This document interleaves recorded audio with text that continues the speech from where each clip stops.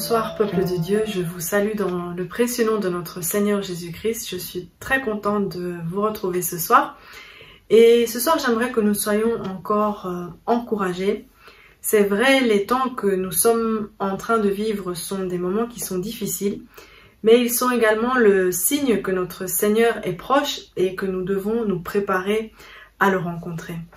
Beaucoup d'entre nous, nous avons perdu des êtres proches et nos pourquoi resteront sans doute sans réponse, mais j'aimerais nous encourager, nous dire que après les larmes, eh bien c'est le temps pour chacun d'entre nous de comprendre que si Dieu me prête ici-bas encore le souffle de vie, eh bien c'est parce que nous sommes appelés à travailler encore pour l'avancement du royaume ici-bas. Nous sommes encore appelés à fructifier et non à être statiques. C'est vrai, les personnes qui nous ont quittés, elles sont parties se reposer de leurs œuvres, elles sont parties retrouver notre Seigneur. Mais toi et moi, si nous avons encore le souffle de vie, c'est parce que nous n'avons pas fini d'accomplir notre mission.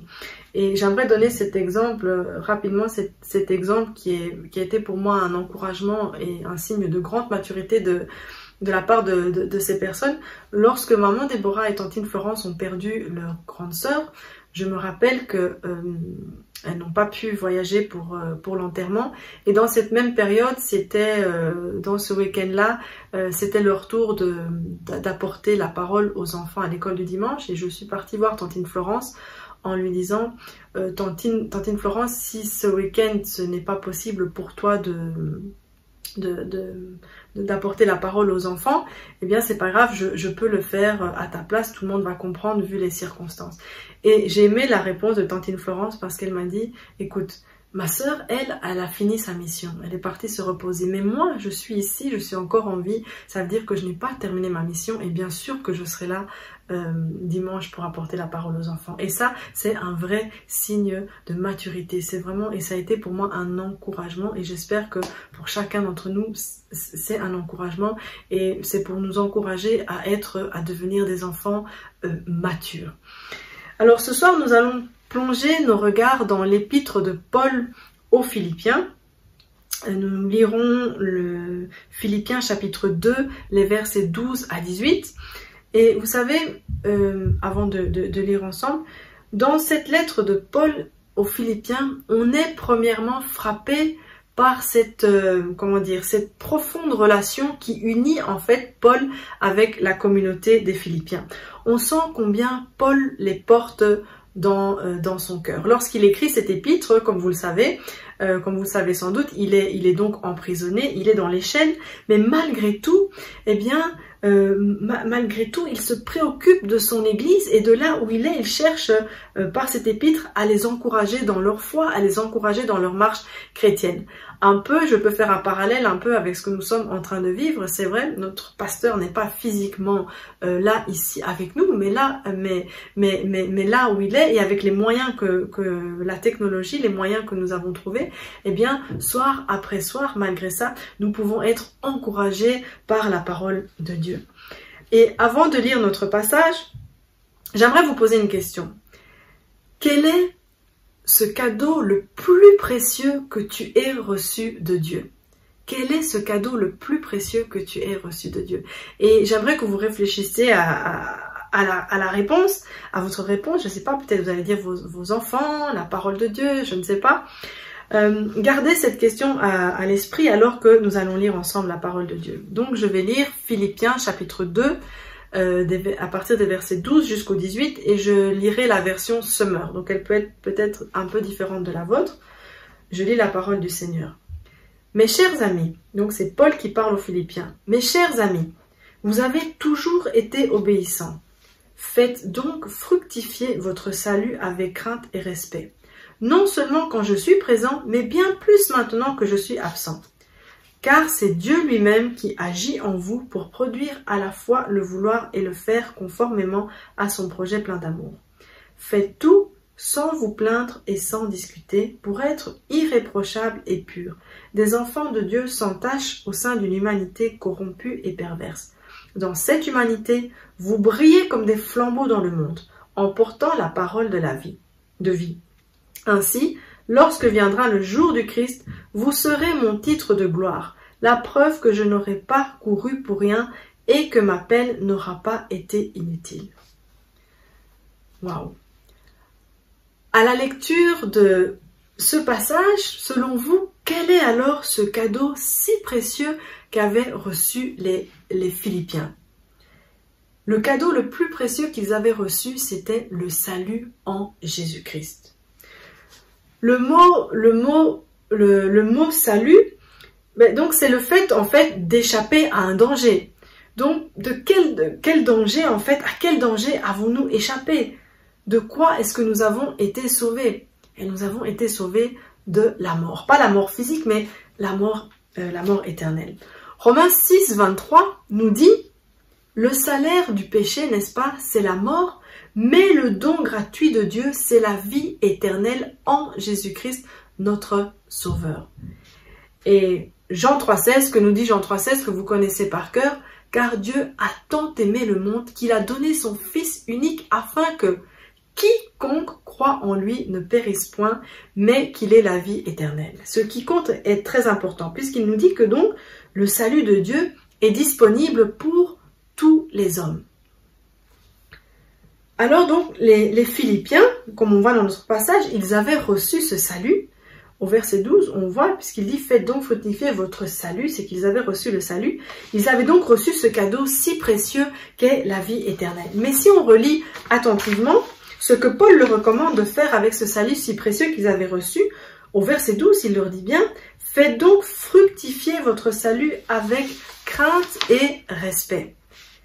Quelle étrange, en tout cas, exhortation pour moi à la première fois que j'ai lu ça. J'ai trouvé que c'était assez particulier, parce que faire fructifier, bon, je sais, faire fructifier, ça veut dire produire du fruit, mais cela veut aussi dire rapporter des bénéfices, des avantages. Faire fructifier, c'est un terme qu'on utilise beaucoup dans le vocabulaire financier, mais ici, faire fructifier son salut, c'est une drôle d'exhortation, mais pourtant, Paul exhorte les Philippiens à faire fructifier leur salut, et c'est ce même appel que Dieu nous fait encore aujourd'hui. Donc, en tant qu'enfants de Dieu, nous sommes appelés à faire fructifier notre salut, et nous allons voir ce soir ensemble, au travers de ce passage, comment, en tant qu'enfants de Dieu, eh bien, nous pouvons faire fructifier notre salut.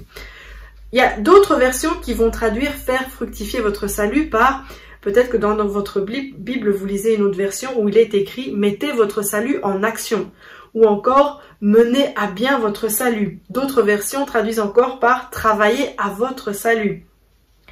Dans tous les cas, toutes ces versions insistent sur cette notion d'effort à fournir. Mais attention, j'aimerais souligner quelque chose, et afin qu'on comprenne bien, Paul n'encourage nullement ici à gagner notre salut. On se comprend bien. Le salut ne se gagne pas par nos œuvres, ni par nos mérites, ni par nos actions.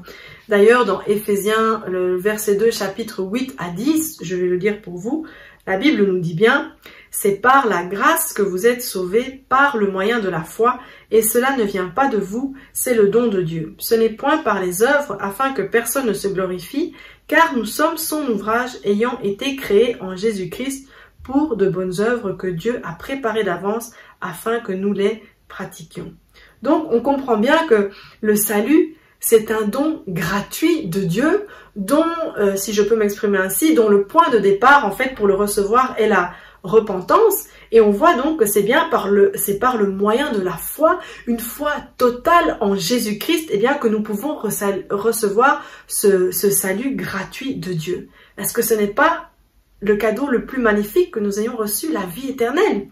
N'est-ce pas? Vous voyez?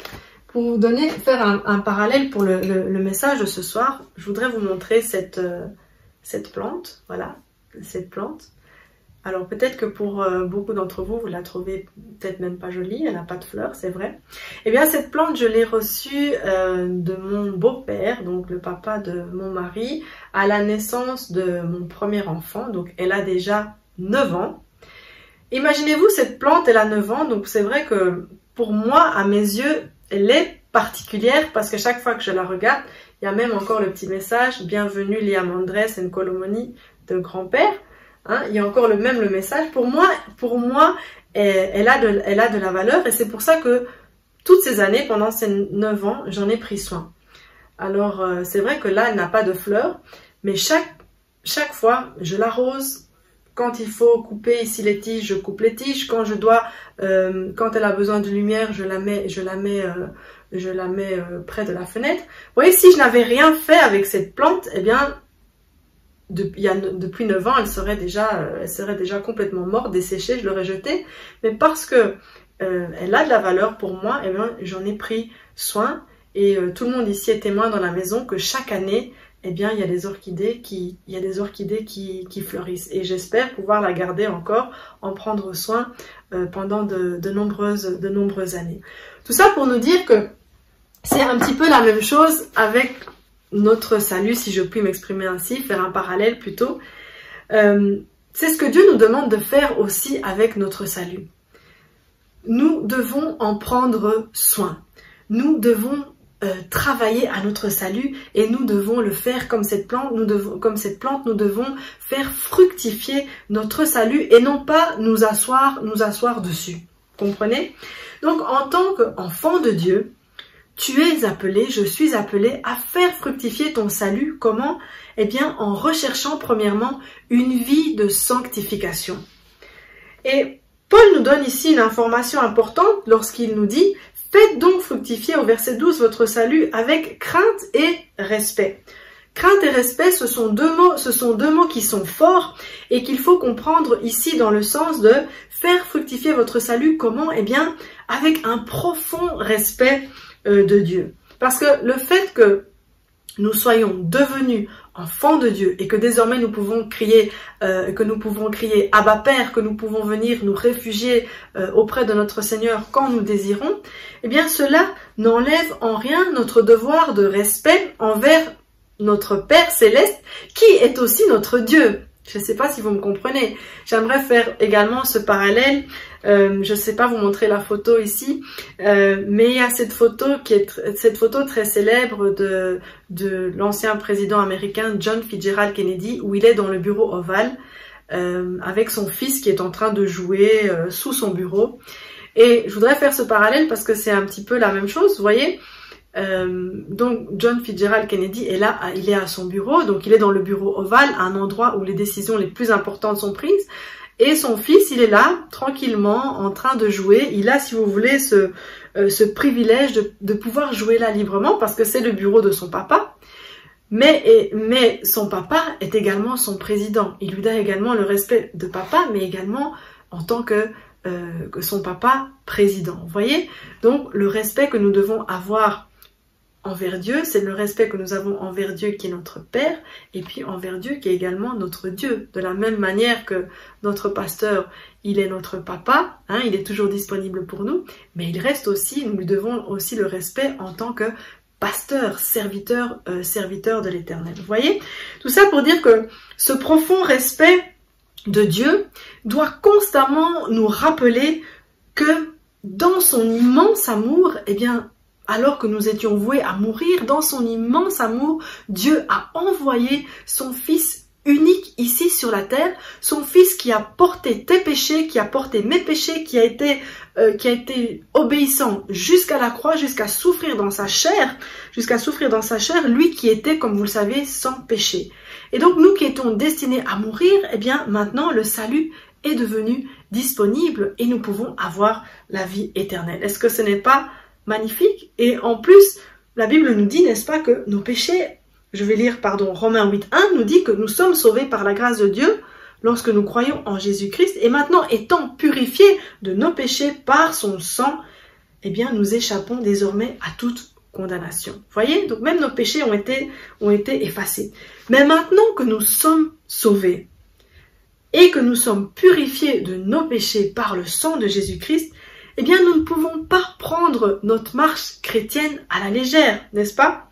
On ne peut pas maintenant nous asseoir sur notre salut ou une autre expression qui dit nous reposer sur nos lauriers. Vous voyez? Parce que j'ai ce profond respect de Dieu et parce que j'ai ce profond respect de ce qu'il a accompli à la croix, de ce qu'il a souffert pour moi, eh bien je suis appelée maintenant à faire fructifier mon salut. Comment? En marchant, en cherchant constamment à vivre dans la sanctification. Et j'aimerais ici qu'on comprenne une chose, la sanctification, ce n'est pas la perfection. La sanctification, c'est le fait de vouloir désirer, de tendre à la perfection. Se sanctifier, c'est le fait de se mettre à part. C'est le fait de fuir cette vie de péché. C'est le fait de fuir toutes nos mauvaises habitudes. Et pour nous aider à marcher dans la sanctification, eh bien, ce qui va nous aider, c'est en nous alimentant quotidiennement de la parole de Dieu, en recherchant sa face, dans la prière, dans le jeûne. Tout ça va nous aider à vivre une vie de sanctification. Et au verset 14 et 15 de notre passage, Paul va insister sur cette notion de sanctification, puisqu'il dit « Faites tout sans vous plaindre et sans discuter, pour être irréprochables et purs, des enfants de Dieu sans tache au sein d'une humanité corrompue et perverse. » Donc c'est à cela que nous sommes également appelés à tendre si nous voulons vivre cette vie de sanctification. Nous devons aspirer à être irréprochables, à être purs, à être des enfants de Dieu sans tache. Ici, la Bible nous dit au sein d'une humanité corrompue et perverse. C'est la même chose encore actuellement. Nous sommes dans ce monde qui est sous la dénomination de Satan, n'est-ce pas? Et donc, nous devons également comprendre que par nous-mêmes, nous ne pourrions pas y arriver. Cette vie de sanctification, par nous-mêmes, nous ne pouvons pas y arriver. Il faut comprendre que faire fructifier notre salut en recherchant la sanctification, c'est un travail que nous devons faire en partenariat avec notre Dieu, si je peux m'exprimer ainsi. Le verset 13 nous dit « Car c'est Dieu lui-même qui agit en vous pour produire à la fois le vouloir et le faire conformément à son projet plein d'amour. » Donc pour nous dire que par nous-mêmes, impossible d'y arriver, ce n'est pas possible d'y arriver. Et donc, dans cette recherche de sanctification, nous devons avoir pour meilleur ami, pour meilleur allié, le Saint-Esprit. Parce que c'est le Saint-Esprit qui va nous aider à tendre vers cette perfection.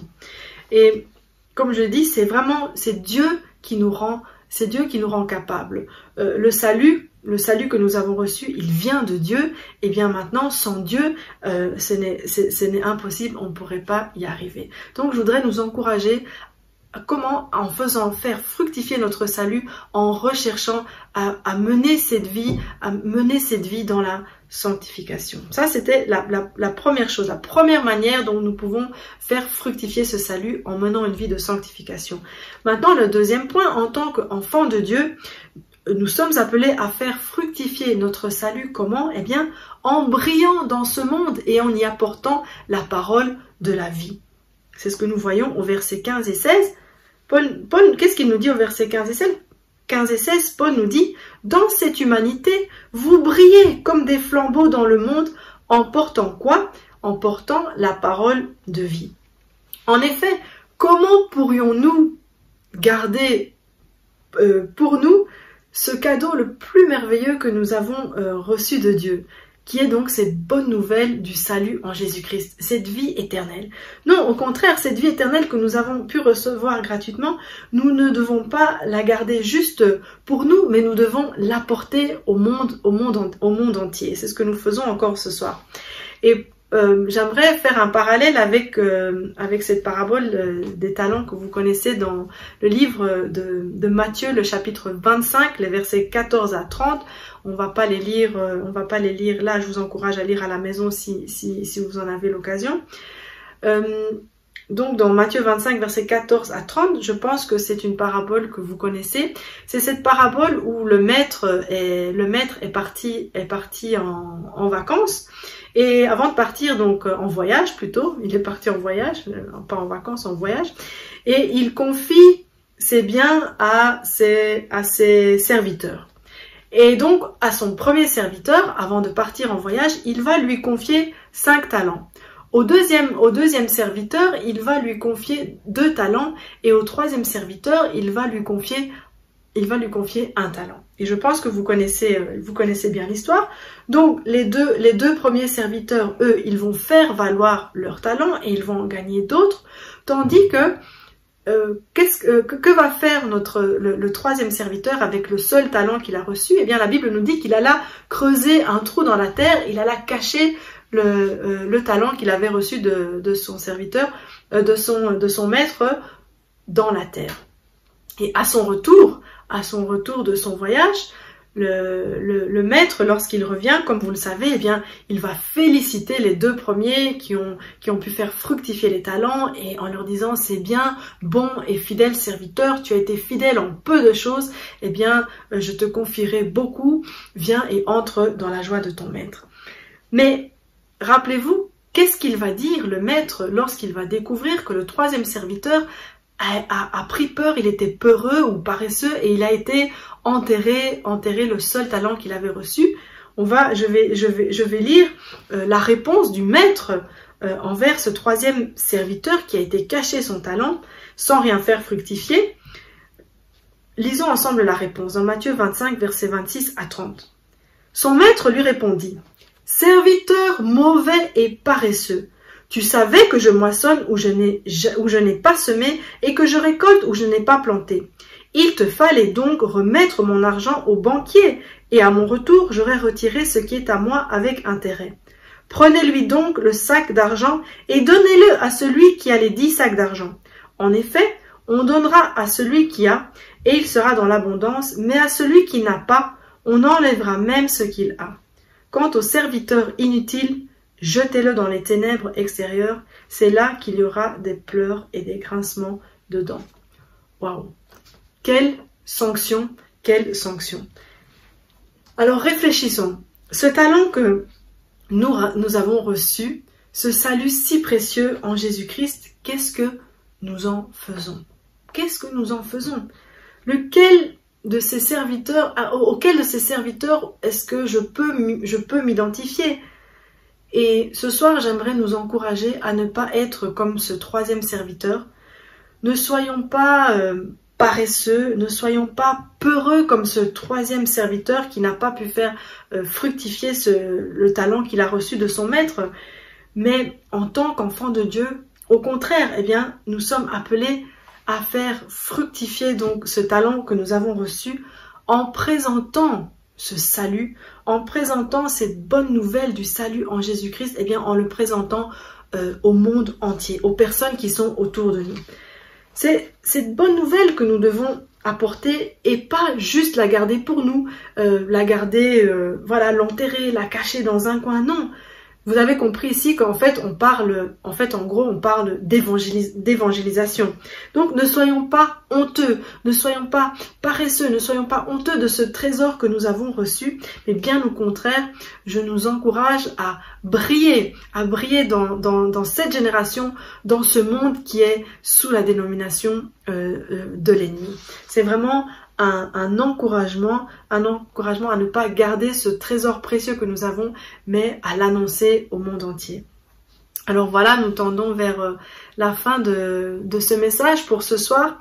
Et en petite conclusion, si je peux dire ça comme ça, bien, je voudrais nous encourager, nous dire que tant que Dieu me prête le souffle de vie, eh bien, nous devons travailler à faire fructifier ce salut en Jésus-Christ si précieux que nous avons reçu. Et comment? Nous l'avons vu de deux manières. La première manière, comment? Eh bien, en cherchant à mener constamment une vie de sanctification. Et c'est vraiment un cheminement, un parcours de tous les jours, parce que c'est vrai, la vie chrétienne, ce n'est pas un fleuve tranquille, et si nous voulons tendre vers cette perfection, eh bien, c'est seulement avec l'assistance du Saint-Esprit que nous pouvons y arriver. Et donc, si nous voulons encore faire fructifier ce talent que nous avons reçu, ce salut en Jésus-Christ, la deuxième manière, c'est en brillant dans ce monde pour y apporter la parole de la vie. Donc cette bonne nouvelle du salut en Jésus-Christ, cette vie éternelle que nous avons reçue, gratuitement et qui a coûté la vie de notre Seigneur Jésus-Christ, lui qui a souffert pour nous afin que nous puissions aujourd'hui bénéficier de cette vie éternelle. Et vous savez, en nous faisant ce merveilleux cadeau qui n'a pas de prix, la vie éternelle ça n'a pas de prix, en nous faisant ce merveilleux cadeau, en fait c'est comme si Dieu a investi en toi, Dieu investit en toi, Dieu investit en toi, Dieu a investi en moi. Et si Dieu devait me demander aujourd'hui, ben, qu'as-tu fait, Magali? Qu'as-tu fait de ce que je t'ai confié, de ce talent que je t'ai confié? Qu'est-ce que tu en as fait? Eh bien voilà, que chacun réfléchisse quelle serait ma réponse à ce jour. Et pendant cette période, nous avons été beaucoup avertis sur le sommeil spirituel, sur les distractions. Donc, je voudrais nous encourager encore ce soir à être des enfants vigilants, à travailler et à faire fructifier ce don si précieux afin que, eh bien, nous aussi, nous soyons comme ce troisième serviteur et qu'au jour où nous allons rencontrer notre Seigneur, il pourra dire de toi, il pourra dire de moi, bon et fidèle serviteur. Tu as été fidèle en peu de choses, eh bien, je te confierai beaucoup. Viens et entre dans la joie de ton maître. C'est vraiment ma prière et mon désir pour chacun d'entre nous, que nous réalisions que tant que j'ai le souffle de vie, tant que Dieu me prête vie ici-bas, eh bien, ma mission n'est pas terminée et il y a vraiment du travail pour faire fructifier ce salut qui est en nous. Alors voilà, je voudrais encore vous bénir et j'espère que très très bientôt nous pourrons nous voir. Vous nous manquez très fort, surtout bien sûr nos enfants, vous nous manquez et voilà, je vous salue et que ce soit un réel encouragement. J'espère que vous avez été encouragés et que tous ensemble, eh bien, nous allons pouvoir au jour où nous allons, le Seigneur va nous rappeler eh bien, que nous soyons comme ce troisième serviteur et que nous puissions tous entrer dans la joie de notre Maître. C'est vraiment mon désir pour chacun d'entre nous.